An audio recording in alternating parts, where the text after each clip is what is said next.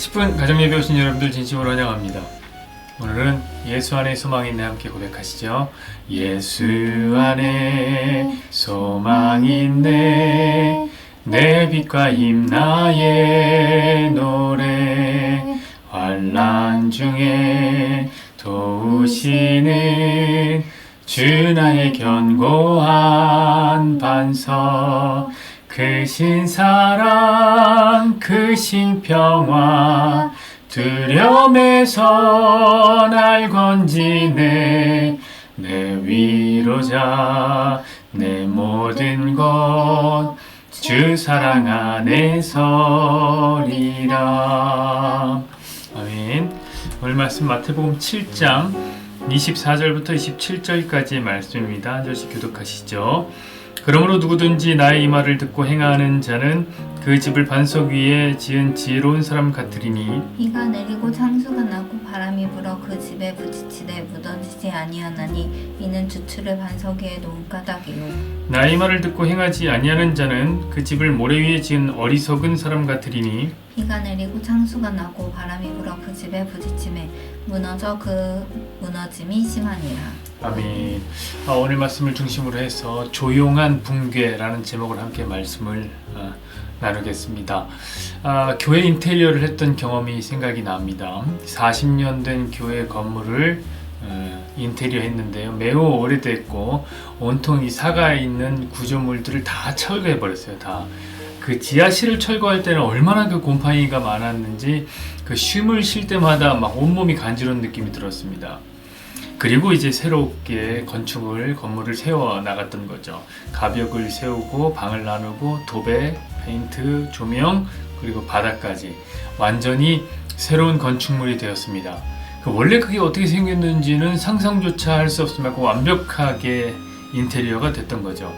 그런데 아주 오랫동안 비가 내리면서 모든 것이 망가져 버렸습니다. 그 천정면에 석고가 젖기 시작했던 거예요. 알고 보니까 이 건물이 누수가 원래 엄청나게 심했던 건물이었다는 겁니다. 그런데 이제 인테리어비를 아끼려고 이야기를 안 해준 거죠. 원래는 그 방수 작업부터 하고 공사를 진행했어야 되는데 순서가 완전히 틀려버린 겁니다. 물이 이미 스며들어 버렸고 물에 약한 석고 벽은 안에서부터 썩어 들어갈 것은 풀보듯이 뻔한 내용이었습니다. 그래서 이런 건물은요, 겉에서 보면은 아주 새 건물 같아 보이는데 사실은 그 조용하게 붕괴되고 있는 건물입니다. 사랑하는 여러분, 우리 신앙은 어떻습니까? 만약 우리 신앙을 하나의 건축물에 비유한다면 우리가 신경 쓰는 것은 어쩌면 신앙의 겉모습일 겁니다. 일종의 인테리어인 거죠. 자, 얼마나 경건한 모양을 갖추었느냐, 나는 주일날 교회를 잘 가고 있느냐, 기도는 얼마나 멋지게 즉석에서 읊어낼 수 있느냐, 뭐 이런 식입니다. 이건 마치 인테리어가 예쁘면 우리 신앙의 건축물이 안전할 거다라는 생각과 같은 거죠. 자, 그리고 우리는 한편으로 이런 신경도 많이 씁니다. 우리의 신앙을 무너뜨리는 재해가 찾아오지 않기를 바라는 마음. 예컨대 문제의 비바람이 불지 않길 바랍니다. 또 우리 신앙의 건축물을 송두리째 뒤흔드는 지진 같은 일이 없길 바라는 거죠. 이 역시 외부의 충격을 걱정하는 마음입니다. 그런데 여러분, 정작 중요한 것은 그런 외적 부분이 아닙니다. 자, 우리 신앙이 건축물이라면 정말 무서운 것은 조용한 붕괴입니다. 이는 구조적 피로라고도 말할 수 있겠는데, 자, 아무도 모르게 조금씩 스며드는 누수처럼 안에서부터 조금씩 갉아먹는 그런 것이야말로 정말 무서운 겁니다. 그렇게 구조적 피로가 쌓이면 어느 순간 와르르 무너지는 것입니다. 자, 오늘 본문의 예수님은 그런 조용한 붕괴를 이렇게 표현했습니다. 모래 위에 지은 집이다. 맞습니다, 여러분. 모래 위에 지은 집은 구조적인 피로감을 가지고 있습니다. 자, 겉에서 보기에는 아주 아름답죠. 어쩌면 여러분 더 아름다울 수도 있습니다. 왜냐면은 모래 위에 집을 지으려면요, 정말 정성을 쏟아야 해요. 섬세한 터치, 엄청난 기술력이 필요합니다. 모래 위에 집을 지으려면. 그래서 건축물의 외형으로 보자면 모래 위에 지은 집이 더 아름다울 수도 있습니다. 그런데 우리가 모래 위에 집을 지어 놓으면요, 우리는 매일같이 빌어야 할 것입니다. 뭘 빌어야 되냐? 하나님, 비 좀 안 오게 해주세요. 하나님, 바람 좀 불지 않게 해주세요. 하나님, 지진이 나지 않게 해주세요. 이렇게 빌어야 될 거예요. 그래서 여러분, 모래 위에 지은 집은 저는 이렇게 부릅니다. 불안으로 만든 집이다. 자, 여기서 문제가 뭐냐? 언젠가는 우리 신앙에 바람이 반드시 분다는 것입니다. 또 언젠가는 비가 내리고 지진도 반드시 날 거란 사실입니다. 그러면 그때는 완전히 붕괴되겠죠. 사랑하는 여러분, 그래서 건축물에서 가장 중요한 것은 누구나 알듯이 기초를 잘 쌓는 일일 겁니다. 우리는 반드시 반석 위에 집을 지어야 합니다. 구조적인 문제가 없도록 기초를 철저히 해야 될 겁니다. 자, 누수가 있으면 누수 먼저 잡고 건축물을 지어야 하는 겁니다.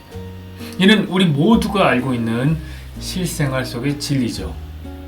그런데 참 희한하죠. 우리는 그 무엇보다 중요한 우리 신앙의 건축물에 대해서는 이 중요한 진리를 적용하지 않는다는 사실입니다. 자, 우리는 모래 위에 집을 지어놓고는 맨날 비 안 오기만 빌고 있습니다. 제 말이 틀렸는지 한번 오늘 말씀 보실까요? 24절부터 26절 보시죠. 그러므로 누구든지 나의 말을 듣고 행하는 자는 그 집을 반석 위에 지은 지혜로운 사람 같으리니 비가 내리고 창수가 나고 바람이 불어 그 집에 부딪히되 무너지지 아니하나니 이는 주추를 반석 위에 놓은 까닭이요 나의 말을 듣고 행하지 아니하는 자는 그 집을 모래 위에 지은 어리석은 사람 같으리니.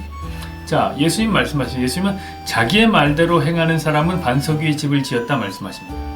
그리고 반대로 자기의 말대로 행하지 아니하는 사람은 모래 위에 집을 지은 사람이라 말씀하셨습니다. 자, 그러면 이 말씀을 우리 그리스도인들은 어떻게 적용을 하냐? 뭔가 해야겠구나. 뭔가 해야 된다. 이렇게 행위의 구조물로 생각합니다. 그럼 제 얘기가 안 틀렸죠?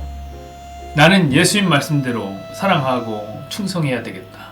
자, 그때부터 교회에서 봉사하고 헌신하기 시작하는 겁니다. 여러분, 그렇다면 너무 이상하지 않나요?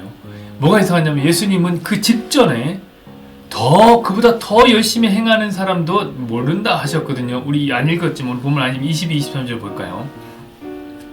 그날에 많은 사람이 나더러 이르되 주여 주여 우리가 주의 이름으로 선지자 노릇하며 주의 이름으로 귀신을 쫓아내며 주의 이름으로 많은 권능을 행하지 아니하였나이까 하리니 그때에 내가 그들에게 밝히 말하되 내가 너희를 도무지 알지 못하니 불법을 행하는 자들아 내게서 떠나가라 하리라. 아멘.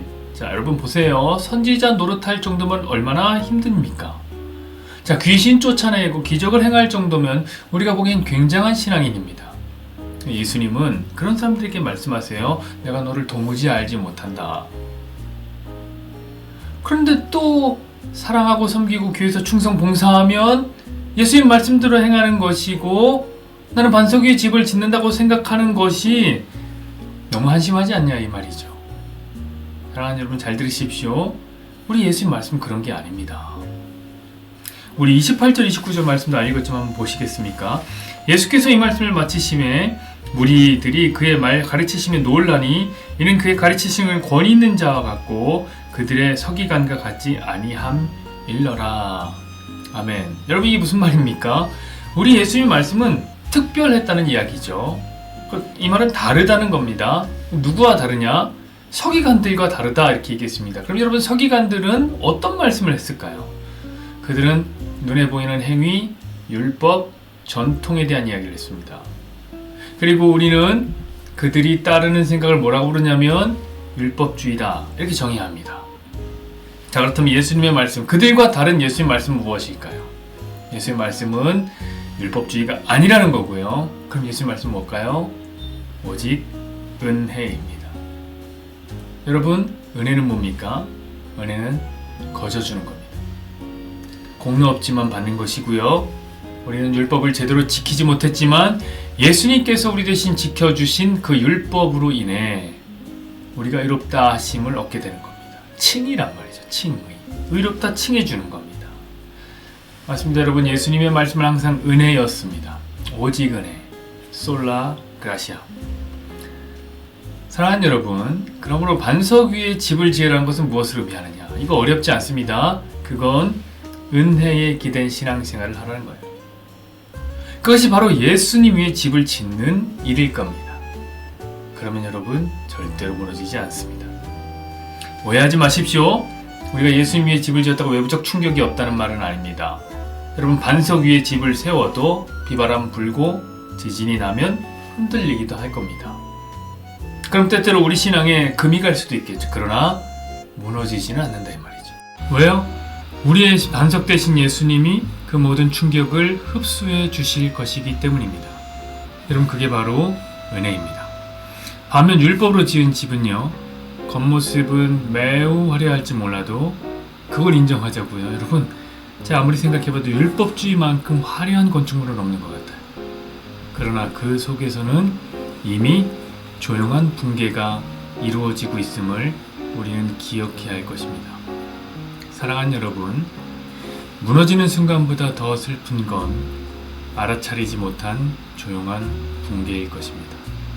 첫 단추를 잘못 끼운 건축물이죠. 자, 이제 여러분 연말입니다. 벌써 연말입니다. 그리고 벌써 우리 주변에서는 아우성들이 들려옵니다. 나 이제 교사 안 해. 내가 다시는 셀리더를 하나 봐라. 뭐 대충 이런 식의 이야기입니다. 그러면 대응이 이렇게 나오죠. 딱 한 번만 하자. 딱 한 해만 더 섬겨주라. 사람이 없어서 그래. 너 없으면 우리 교회 안 들어가는 거 알잖아. 여러분 제 귀에는 들리는데 여러분 안 들리십니까? 조용하게 붕괴되는 소리가 들려옵니다. 여러분 도대체 누가 그럽니까? 당신 없으면 교회 안 된다고요? 우리 주님은 한 번도 그렇게 말씀하신 적이 없습니다. 당신이 없으면 교회가 안 되는 게 아니라요, 주님이 없으면 교회가 안 되는 것이죠. 또 우리 주님이 없으면 우리가 설 수 없는 것입니다. 사랑하는 여러분, 항상 은혜에 기대십시오. 예수님이란 반석에 신앙의 집을 세우십시다. 중요한 건 은혜가 기초가 되는 신앙생활입니다. 아무데나 시간입니다.